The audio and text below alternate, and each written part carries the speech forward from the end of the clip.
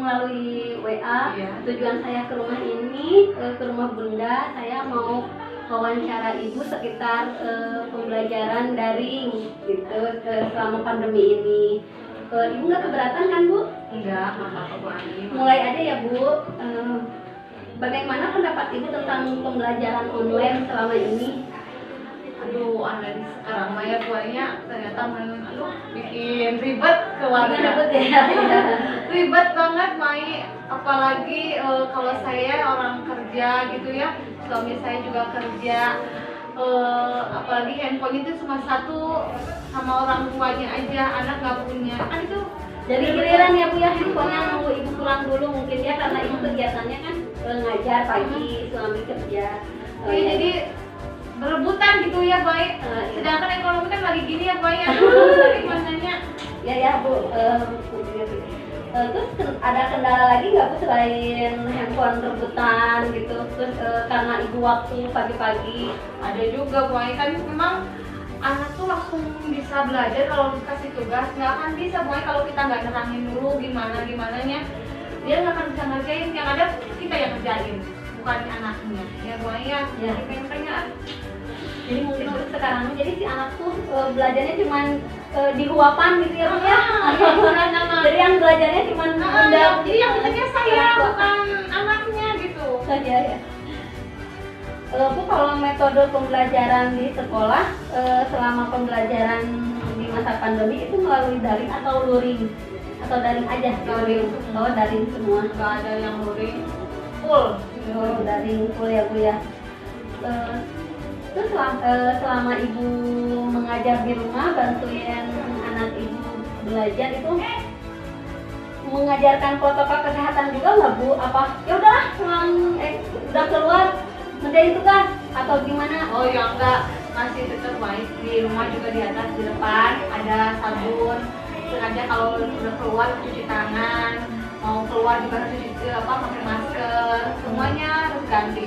Soalnya kita kan takut ya Maya ya. Iya Bu, kalau begini harus lebih hati-hati lagi ya Bu, apalagi ini anak rentan. Ini dilema gitu ya. Jadi Bu, terus bagaimana cara ibu dalam mendampingi pembelajaran secara online? Menerangkan dulu apa langsung suruh mengerjakan ke si anak nih ada tugas dari sekolah atau ibu harus gimana? Kira-kira kalau memang saya paham gitu ya, saya suka nerangin dulu gini deh ceritanya, gini jalannya, pasti dilihat apa dulu gimana pemahamannya. Tapi kalau saya kurang paham biasanya saya suka di Google. Iya. Ada lagi juga. Ya nggak apa-apa dah, Sama semua sekarang mau Google. sudah semua si orang tua ngerti ya pembelajaran apa yang harus disampaikan ke si anak. Jadi kita juga emang harus belajar lagi dari Google. Karena kan juga udah mungkin bertahun-tahun. ya hambatan juga mungkin Bu, dari kuota ya. Iya pastinya itu. Iya kuota juga. Kuota bisa dianggap. dari pemerintah juga kan kadang-kadang enggak. Sama saya juga Bu kayak gitu. Kebetulan saya juga emang dapat bantuan dari Diknas, tapi kadang ada kadang enggak. Iya gitu, udah makanya males. Kadang-kadang loadingnya lama. Iya. Dasar semuanya. Ya Bu, cukup sekian wawancara, mungkin segitu aja ya Bu ya. Terima kasih sudah mengganggu waktunya. Tapi Bu, kebetulan hari ini Ibu udah belajar ngebantuin anaknya atau belum? Udah. Oh udah. Tapi belum. Ada yang belum semua, ada yang semua karena kan gimana kan banyak waktu. Ya. Ya Bu, untuk sekarang mungkin yang belumnya saya mau minta gimana cara Ibu mengajarkan ke si anak. Bulan positif terletak di kanan, bila bilangan buat negatifnya di sebelah kiri. Jadi kalau kita ke sebelah kanan itu bilangannya sudah positif, nggak ada miminan lagi Mas. Kalau ke sebelah kanan, ke sebelah kiri bakal negatif. Contoh 0 itu bilangan asli. Kalau bilangan asli itu tidak dihitung kanan kiri, nggak ada positif negatif, jadi 0 itu tidak ada nilainya. Kalau ini 1, 2, 3, 4, 5 berarti semakin besar nilainya. Kalau semakin ke kiri semakin kecil nilainya. Kayak -1, -2, -3, -5, -7 berarti artinya sudah semakin kecil itunya nilainya. Contoh, kalau min 1 sama min 2 besaran mana nilainya? Min 1, karena semakin ke kanan semakin besar nilainya. Nah, ini juga seperti itu, Mas. Ditanyanya lingkari bilangan yang lebih besar. Berarti kalau min 35 sama 30 besaran mana? 30 karena lebih ke kanan lebih besar. kalau ke kiri Menjadi lebih kecil. nilainya sudah kecil ya. Sudah ngerti kan, Mas? Sudah. Atas perkenannya di observasi, mungkin saya sini akan sedikit memberi tips belajar di rumah agar tetap efektif. Salah satunya mungkin membuat jadwal belajar harian biar si anak tuh tetap belajarnya jam berapa, konsisten gitu ya Bu ya. Itu juga sih kembali lagi ke ibunya bersedia, tapi harus bersedia ya Bu ya, karena itu demi anak gitu. Terus tips yang kedua mungkin memberikan ruang belajar yang nyaman Bu. Jadi kalau bisa mah di tempat luar kayak di teras juga, tapi jangan di halaman yang kotor atau gimana. Tetap harus jaga kesehatan juga ya Bu ya. Tips ketiga dari saya, ibu harus tetap mendampingi anak secara daring. Ibu harus semangat, harus sabar demi anak ya Bu ya, biar anaknya lebih maju lagi, lebih pintar lagi. Itu yang ketiga ya Bu ya, tips dari saya. Untuk tips yang keempatnya, pilih kuota belajar yang efisien Bu. Jadi kayak tadi Ibu boleh lihat secara dari Google, boleh dari buku-buku yang lain, penerbit yang lain, mungkin bisa ngebantu juga. Mungkin gitu ya Bu ya, tips belajar daring biar lebih efektif gitu. Tapi itu kembali lagi ke ibunya masing-masing. Dan kayak gimana ya Bu ya, pandemi lagi kayak gini mah bukannya kita teh seneng atau gimana, tapi kan lihat oge nya punya. Ini saya juga ngerti gitu. Ya mungkin ya Bu cukup sekian observasi saya, kunjungan saya ke rumah. Mohon maaf bila ada kata-kata saya yang salah atau yang tidak berkenan dari Bapak Bu. Terima kasih, saya juga dikasih tips, jadi Ya. ada agak pencerahan gitu. Maaf juga ya Bu ya sudah mengganggu waktunya. Oh iya, nggak apa-apa Pak. Ya terima kasih ya Bu. Enggak. Assalamualaikum. Salam. Baik ya Bunda, sebelumnya kan saya sudah janji dulu ya lewat WA sama Bunda. Oh, iya. Apa Bunda keberatan kalau saya akan observasi atau wawancara Bunda? Sebetulnya tidak, ya saya sangat menolong ibu ya. Itu aja saya ucapkan terima kasih ya Bun Ya, sebelumnya. sama-sama. Untuk biar lebih cepat ya Bun, langsung aja. Menurut Bunda, bagaimana pendapat Bunda tentang pembelajaran secara online? Sebetulnya pembelajaran secara online sangatlah tidak efektif ya Bu ya, karena kita tahu kita yang mengajarkan kepada anak, kita yang harus memberi pemahaman kepada anak. Jadi banyak negatifnya lah ketimbang positifnya. Ditambah tidak semua orang tua berpendidikan, Ya, semua orang pendidikan tua ya. memahami ya pembelajaran yang harus disampaikan ke si anak. Betul, kadang kan ada juga ya orang tua yang lulusan SD dia harus mengajarkan pelajaran SMP ataupun ditambah sekarang kurikulum yang memang sangat susah menurut saya. Tiap tahun ganti-ganti ya Bun. Berubah gimana Iya, berubah. presiden. Ya cukup. Terus Bun, kendala yang dihadapi oleh Bunda selama pendampingan pembelajaran di rumah apa? Sebetulnya satu adalah emosi. Sangat Bikin Tidak dasi bisa ya Bun, hampir kita semua tebak orang ya tua. Bu ya, kalau mood kita lagi oke ya pelajaran sesulit apapun pasti oke. Tapi kalau misalnya mood kita atau mood anak berubah, salah satu di antara kita pasti pembelajaran pun akan sulit, padahal pelajarannya pun mudah gitu ya. Jadi kalau misalnya mood hanya anak lagi rusak ya kita nggak bisa melanjutkan pembelajaran, ataupun mood kita memang sebagai orang tua yang membimbing anak kadang lagi memang banyak masalah. Nah, jadi memang yang pertama adalah sulit mengontrol emosi. Semua Bu. Semua keluhan orang tua pasti kayak gitu ya Bunda, Iya. sama. Berarti manusiawi ya Bu ya? Ya, iya. Terus Bun, bagaimana cara Ibu dalam mendampingi pembelajaran secara online? Pendampingan ya? Ya, Wah, kayak kalau seperti tadi nih pas saya lagi datang, Bunda kebetulan lagi ngajarin anaknya ya.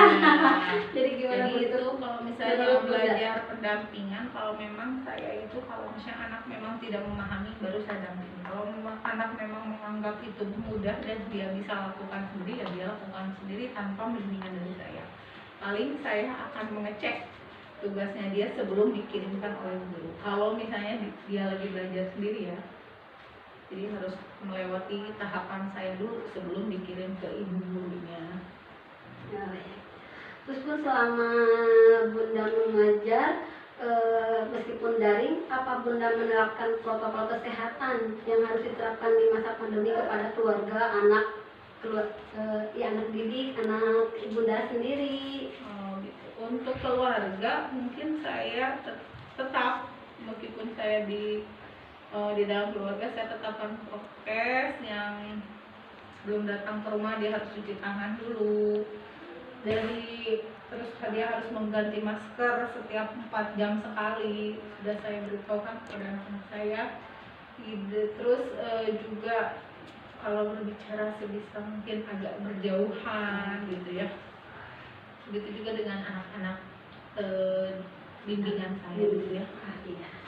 Bunda, cukup sekian mungkin wawancara dari saya. Maaf udah mengganggu waktunya. Terima kasih sudah ngasih kesempatan untuk saya berkunjung ke sekolah mungkin ya Bun ya. Karena Bunda sehari-hari mungkin pagi-pagi ngajar, jadi si anak Ya. Selesai Bunda mengajar, saya anak-anak kesini, kebetulan rumah Bunda deket di sekolah. Iya, betul, sangat dekat sekali Mbak.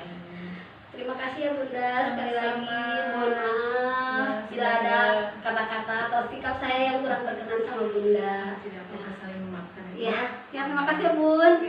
Neng, tadi yang diajarkan sama Bunda sudah mengerti? Sudah. Jadi angka lambang bilangan 1000 itu nolnya ada berapa? Ada 3. Coba sekarang tulislah nama dan lambang bilangan sesuai contoh. Coba Neng yang ini. Coba ini angka berapa nih?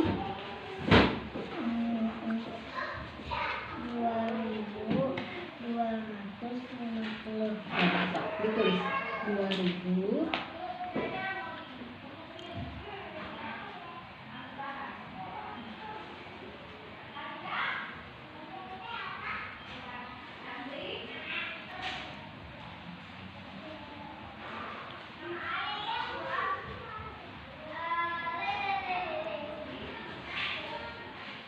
Good job, hebat nih. Coba sekarang yang ini. Coba yang ini. 5.950. Coba sampai tulis. 5.000.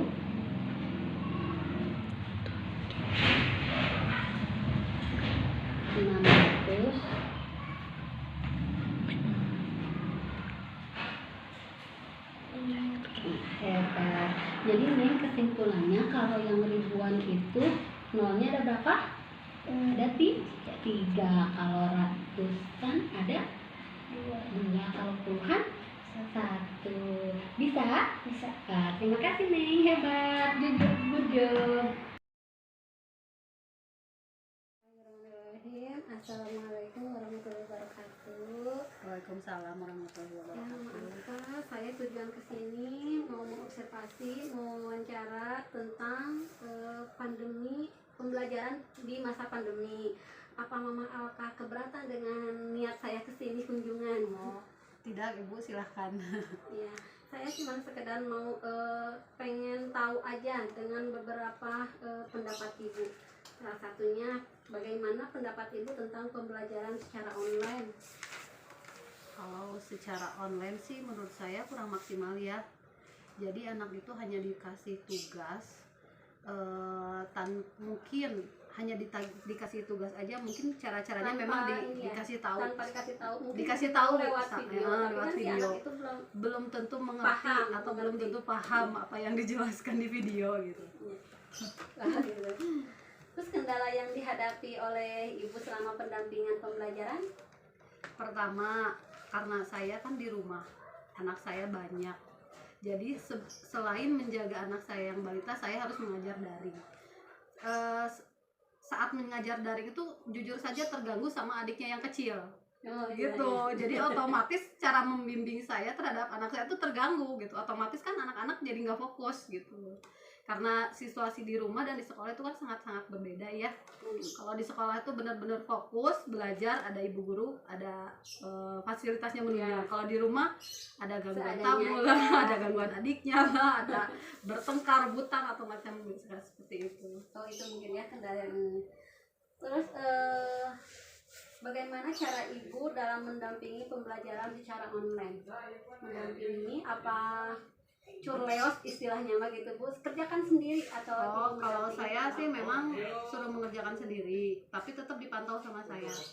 Jadi kalau ada yang tidak pahami, ya anak-anak saya suruh anak-anak untuk bertanya gitu. Kalau misalkan udah paham, terus saya cek hasilnya, oh ini bagus, berarti anak-anak udah paham. Kalau misalkan dia nggak bisa ngerjain, terus nggak ngerti, otomatis saya menjelaskan materi tersebut gitu. Terus metode pembelajaran apa yang sekolah lakukan selama pembelajaran di masa pandemi? Apakah full daring, ada luringnya, apa lewat Zoom aja gitu? Untuk TK Ya, untuk TK ada ibu ada dua ya, iya. TK sama SD. SMP, SD, SMP, TK, SD sama SMP ada. Itu semua daring. Kalau SD daring semua, kalau SMP ada luring, seminggu 2 kali gitu. Kalau TK ada luring, ada daring. Oh, mungkin saya akan lebih fokus ke anak usia dini ya, iya. Tentunya. Kalau kegiatan anak ibu yang TK itu, anak sehari-harinya di rumah kayak gimana Bu? Pastinya banyakannya main ya. Anak tuh paling suka bermain sama temen-temennya kalau anak saya dibanding main HP. Kecuali dia nggak punya teman, otomatis dia lari ke HP untuk mengatasi kebosanannya gitu. Gitu aja sih. Terus kebiasaan yang dilakukan anak di rumah, kebiasaannya apa gitu? Nonton kartun, dia paling suka nonton kartun. Bercanda sama adik kakaknya itu sih kayak gitu. Hal yang disenangi anak ibu apa ya, makan atau main? Udah tadi handphone nggak begitu ya? Nggak begitu, dia lebih suka bermain sama teman-temannya sih. Lebih suka. Mungkin Bu cuman gitu aja, wawancara sedikit ya Bu ya. Maaf untuk waktunya. Terima kasih sudah mengganggu aktivitas ibu di rumah. Tidak apa-apa. Mungkin Bu hari ini kebetulan anak ibu ada